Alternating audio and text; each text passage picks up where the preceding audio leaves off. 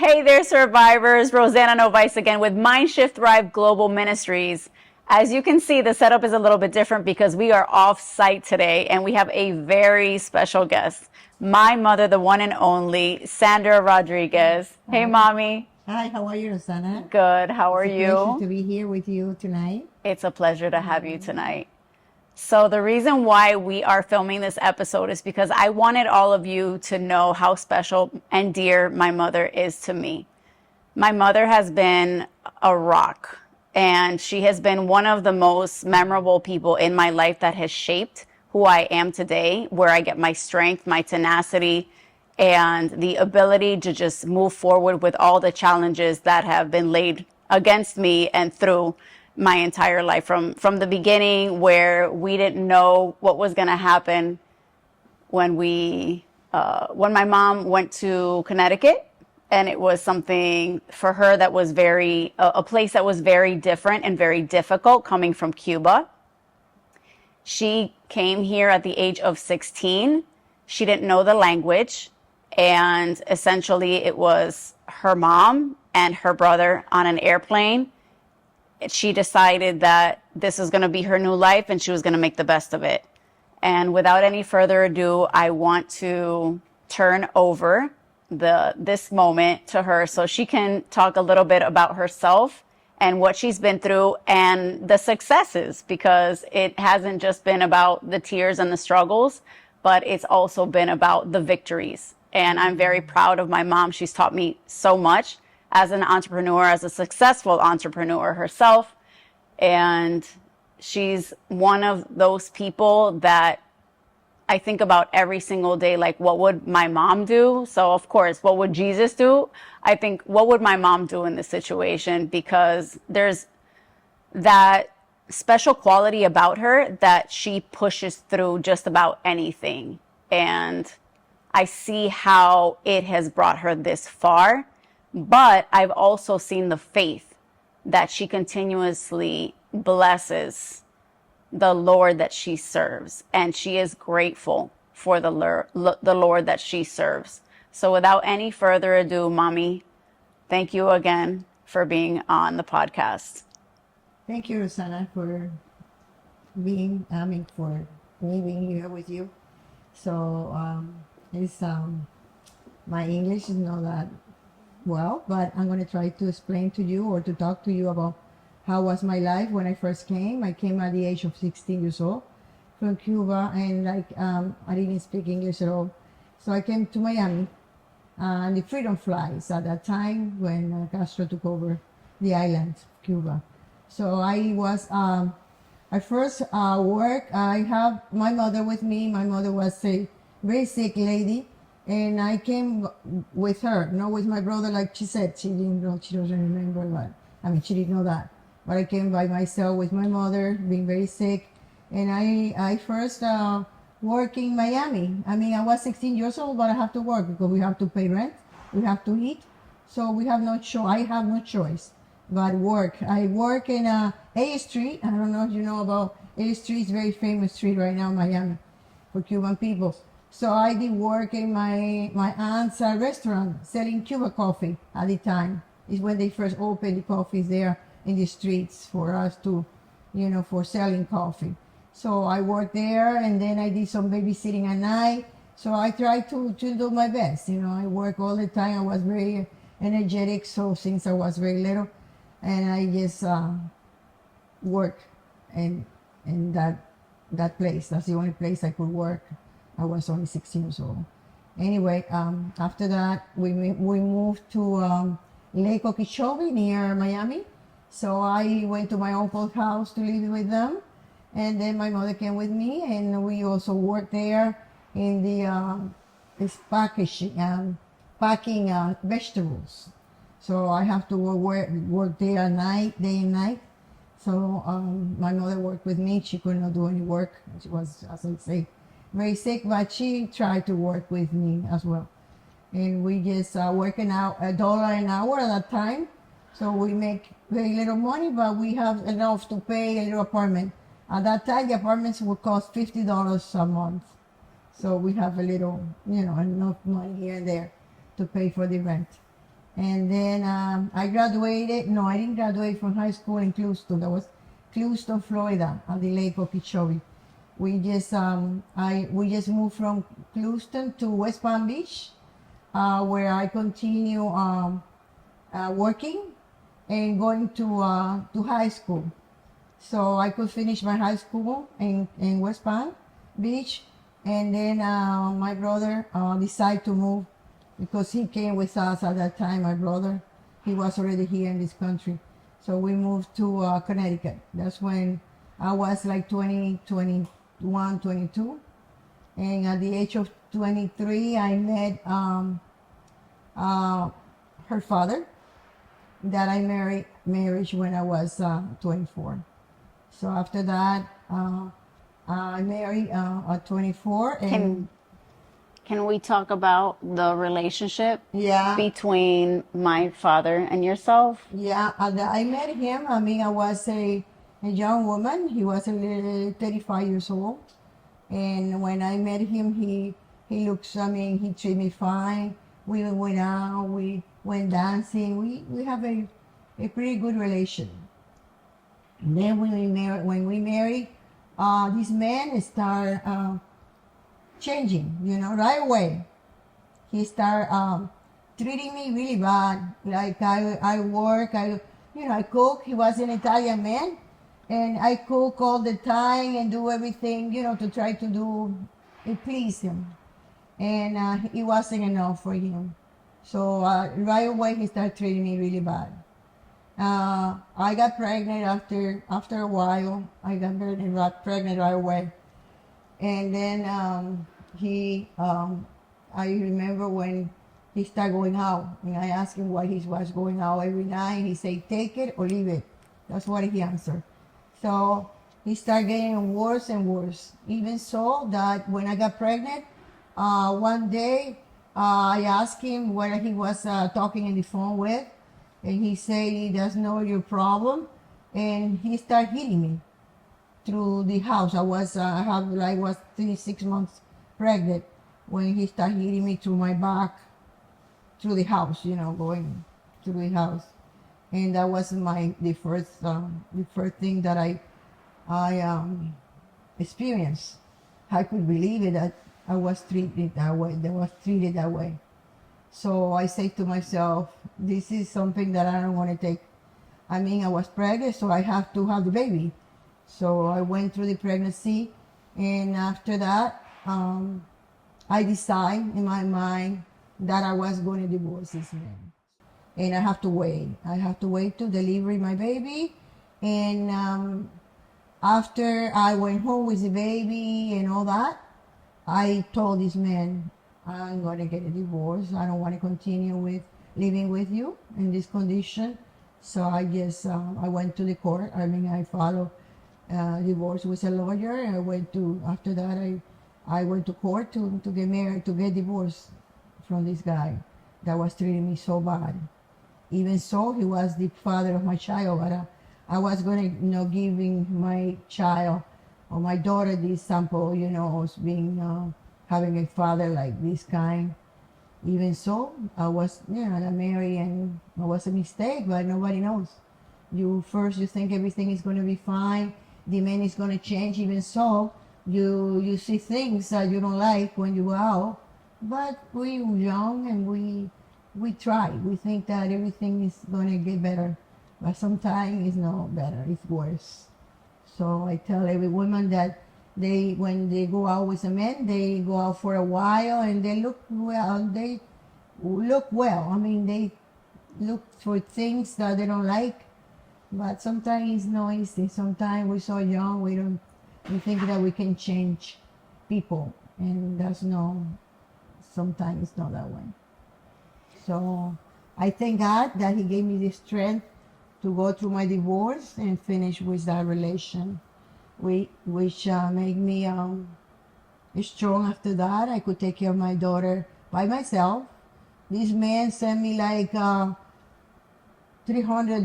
maybe 100, I forgot, a month. So I really didn't care that he didn't give me enough money. I have to work a part-time job as well as a full-time. and I could take care of my daughter. So, in Connecticut, when I was there, I also bought a house after a while. I always want to have a home. And like all Americans, the American dream to have a house. So I said, oh my God, I really want to go for it. Like I really feel proud now thinking back all the things that I had done. And that's one of the things that I did. I mean, also buy a home in Hartford, Connecticut. And how a woman that makes $1,000 a month with a daughter and a mother that never worked. My mother could never work, so I have to support my house. I have to work always 2 jobs. And at that time, I had to find a house. I want to buy a home. So I went to find programs, here and there. I talked to realtors. How can I get a home? I don't have money. I only make $1,000 a month. Until I found a lady, because I go to all the open house that I have. And every weekend I go to open houses because I want to get a home. I want to buy a house. So I remember this lady said, I'm going to help you. And then she did. She went to the bank, or I don't know what she did, but she found me a house that cost me $40,000. My goodness. A home that was so old, 1920. $40,000. When I see the house, I say, "Oh my goodness, I'm going to fix this house. How I'm going to get in there? How I'm going to, I'm going to buy a home so old and take care of the heating, paying heat, $300 a month for heating. I only make 1,000. I don't know, but I did buy the house, and it really was so good that I bought the house because I opened doors after doors. I cleaned the land because the land that was around was all with leaf from winters. So little by little, I cleaned the lot, the land, around, and I found a handyman that helped me with the painting. I even remodeled the house. Don't ask me how, but I did. Little by little, I went and found equipment to sand the floors, to paint the house, to even remodel a bathroom. A bathroom remodeling. I didn't have to remodel my bathroom because it was an old house, but I did. I wanted the house to look beautiful. So I sold the house 2 years later and bought a better home. I remember I sold it for $95,000. It cost me, I say, what? 40. No, I sell it for $95,000. And after 2 years? After 2 years, yeah, I make. So you that made much money, $55,000 after commission, yeah, maybe like right. 45. And I bought a better home Oh my gosh. for that much, And then after that, I moved to that lower house that was much better, a smaller house. So I didn't have to spend that much in heating and all that. So then it was already remodeled, so I didn't have to spend money with that. And then we moved there, me, my daughter, and my mother.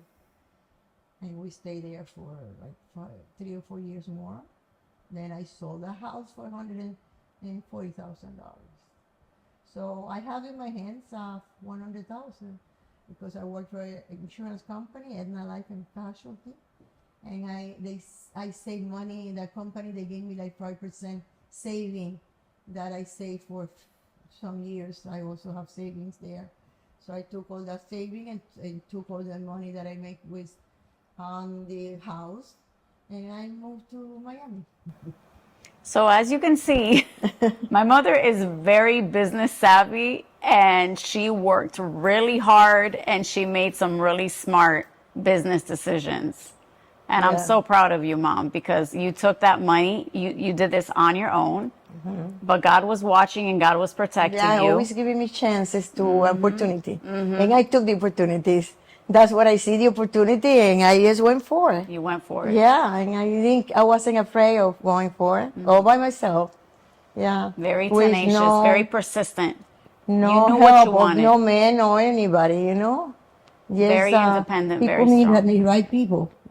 God help, they put you the right people in your way, and you have to see the opportunity, and then you go for it. And this is what you have to do, have faith that you just have to walk, and he will provide. That's for sure. And that's, I know that for a fact. Look at me now. Then we went to Miami, and I have $100,000 in my hand. And my sister came over and said, "Oh, Sandra, let's open a business with, a daycare center. I know about daycare. You have money, so we can open a business." I said, "Oh yeah, with my money, yeah, right." Sandra is putting the money and nobody else, right? And my brother said, "Don't count on me. I don't know anything about business, so I don't want to give you money for this business. You're crazy. You are absolutely crazy." I said, "Well, I don't know what They didn't have faith. They didn't have They faith. didn't have faith.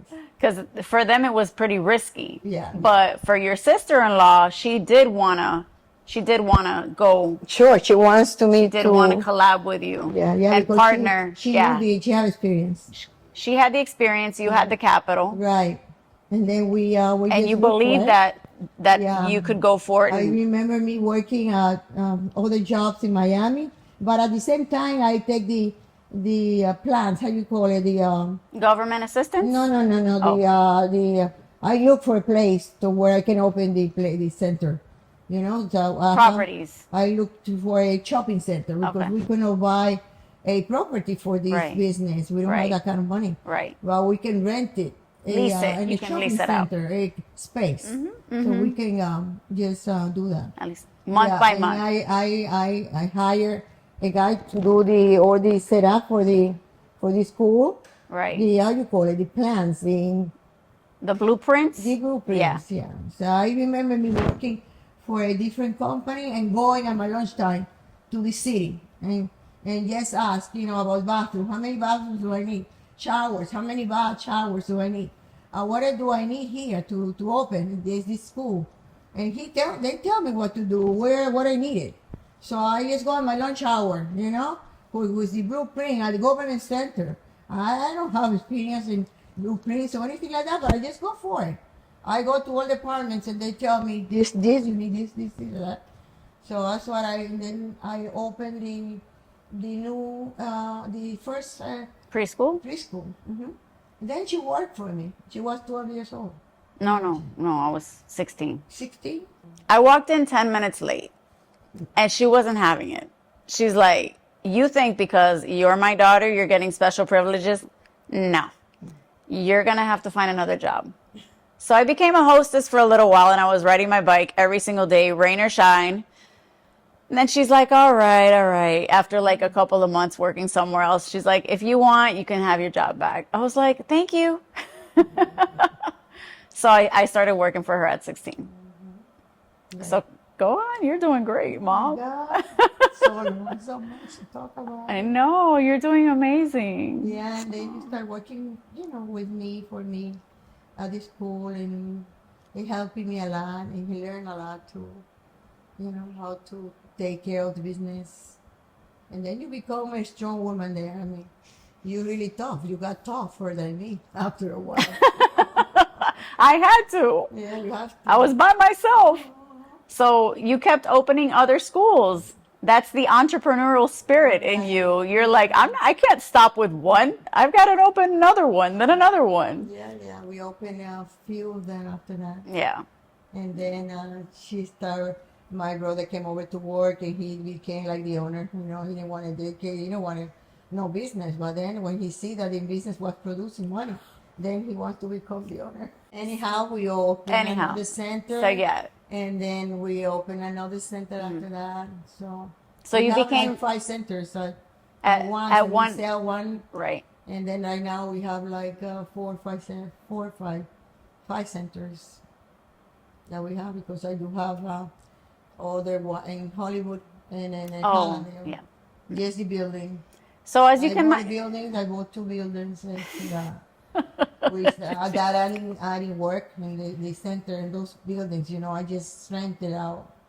So right now I'm renting these 2 centers in Hollywood and Hallandale Beach in Florida, and I just keeping the ones in Miami or I already retired and I just go and visit them. My daughter became, she went to university, FIU, and she became a business administration, and she did a business administration, I could say. Yeah, I went my bachelor's The in bachelor. business. And then she started working for me all this time until now that she wants to open her own business. And so we minister here that we're doing now. The ministry, The ministry. the ministry that I am grateful because of you, all your support, your financial support, your emotional support. And I wanted to talk a little bit about how you have been able to not only build this business, but as a survivor, right, that has been through domestic violence, that did not stop you. You did not stay there stuck.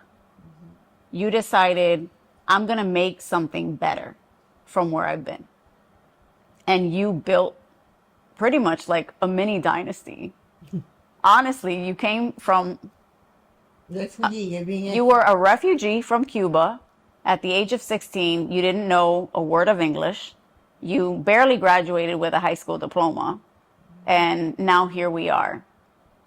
After working for you for 30 years, God has led me to open up a ministry. And I wanted to showcase and explain to the survivors that just because something in your life that you feel has limited you in that moment doesn't mean that you're going to stay there. You have the choice to move forward. But with our faith, as you had already said previously, the fact that you had faith, you were walking in faith because you had no idea where this was going to go. You just kept pressing forward. And that you took this home that was so run down, and little by little, in 2 years, you converted it into something beautiful that a buyer was like, I want that house. You didn't give up on that house. You didn't give up on yourself, and God wasn't giving up on you. That says a lot about you, Mommy. And now it's now when we're talking here is when I see that, I never thought of that before. Like I see it within you. I see the Fruit. the You see the after, fruit the of your fruit, labor. the fruit of this. You see how you've raised me. Exactly. I didn't come from somebody else. I came from you. Now is when I see it. At this moment, it's not beautiful. Oh my goodness, it's marvelous. It's beautiful. So much of me and my strength and my tenacity and me not giving up, you've shown me that. Nobody else. Nobody else, Mommy. I'm so proud of you. Thank you. I'm proud of you too. Very proud. Because I can see in this ministry, something beautiful. Doing something for, for somebody else, for these people that they probably don't know. It's you talking to them and giving them the faith of God and with faith, what to do and what to go for. Somebody pushing in there. Somebody they telling them, you can do it. But And God, you talking about you when you talk to them about me right now. So you can do it. Anybody can do this. Anybody can go to evaluation because we don't know, we don't know But what. if we stand up and we start walking, and we ask God, you just open doors, we walk. I'm willing to do the walking, and you are, and I know that you're going to open the doors for me, and that I know for sure that's going to happen. But you have to be willing to walk. You have to get in action, because if you don't get in action, nothing's going to happen. And that I can tell you for a fact. Look at me. Look at my beautiful daughter. And I just told you where I came from and what I am now. And I'm proud of her, of my family, and a beautiful day like this, Thanksgiving. I thank this country for giving me the opportunity to be able to come and do better for my life, for me, and to raise or have a family. I'm so proud. I'm proud now more than ever for myself and for my daughter to doing this minister and do better for some other people, for some women that need help, and to have dignity and to be strong and stand up and do it for yourself, like I did, like I'm doing still, because we never finish. This is a road that we are here. We just have to walk, and we can do it. We can make it, but we have to have faith, and we know it's somebody there bigger than us that is giving us the energy, the power. And that's within us, like Jesus did, and with faith. With faith. That's all. Ay, mommy. Oh, I love you. You did so good. Wow. Survivors, I'm so proud of my mom. I actually thought I was going to come here asking her questions, but she took over the show. And as you can see, I get a little bit from her. She's an amazing woman. She's obviously a thriver, if you haven't picked it up by now. I love her. She's a huge part of this ministry. We are grateful for her. This would not be possible if it wasn't for her and her faith in God and God believing in her and God showing her the way and her not giving up, just as we're not giving up on you. We love you. Please be safe and God bless you. Until next time, take care. My name is Rossana Novaes from Mind Shift Thrive Global Ministries. Thank you, ladies, again. Goodbye. Mwah.